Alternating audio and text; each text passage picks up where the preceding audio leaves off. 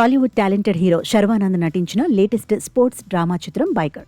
యువ దర్శకుడు అభిలాష్ కంకర ఈ ప్రతిష్టాత్మక చిత్రాన్ని తెరకెక్కించారు. ఈ సినిమాలో శర్వానంద్కి జోడీగా మాళవిక నాయర్ నటిస్తోంది. ప్రముఖ నిర్మాణ సంస్థ యువి క్రియేషన్స్ ఈ చిత్రాన్ని నిర్మించగా ట్యూన్స్ స్పెషలిస్ట్ జిబ్రాన్ సంగీతాన్ని అందించారు.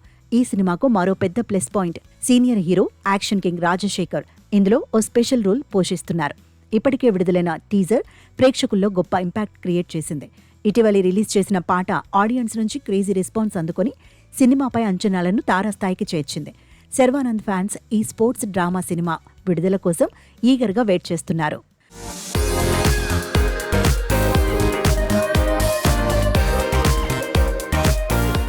ఇక ఈ చిత్రంపై అభిమానుల్లో భారీ అంచనాలు ఉన్నాయి.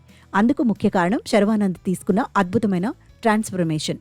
ఇప్పటి వరకు కూల్గా ఫ్యామిలీ ఓరియంటెడ్ కథాంశాలతో అలరించిన శర్వానంద్ బైకర్ చిత్రం కోసం పూర్తిగా మేకోవర్ అయ్యారు. కఠినమైన డైట్, ప్రత్యేక శిక్షణతో ఆయన చాలా బరువు తగ్గి యంగ్ అండ్ డైనమిక్ లుక్లోకి మారారు.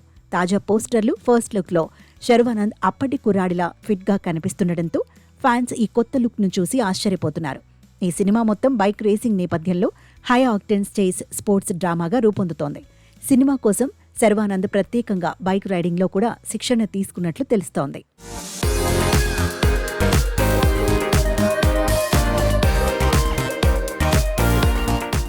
నిజానికి బైకర్ చిత్రాన్ని డిసెంబర్ 6న గ్రాండ్గా రిలీజ్ చేయబోతున్నట్టు మేకర్స్ ఇప్పటికే ప్రకటించారు. అయితే తాజా సమాచారం ప్రకారం ఈ చిత్రం విడుదల తేదీ వెనక్కి వెళ్లే అవకాశం ఉందని ఇండస్ట్రీలో గట్టిగా టాక్ నడుస్తోంది.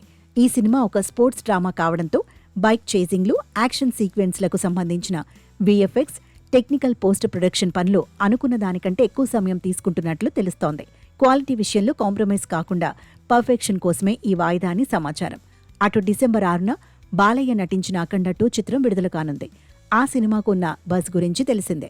ఒకరోజు తేడాతో 2 సినిమాలు రానుండడంతో బైకర్ రిలీజ్పై సందిగ్ధత నెలకొంది. ఒక్కరోజు గ్యాప్తో బాక్సాఫీస్ దగ్గర పోటీకి శర్వా ధైర్యం చేస్తాడా అన్నది ఇప్పుడు చర్చగా మారింది.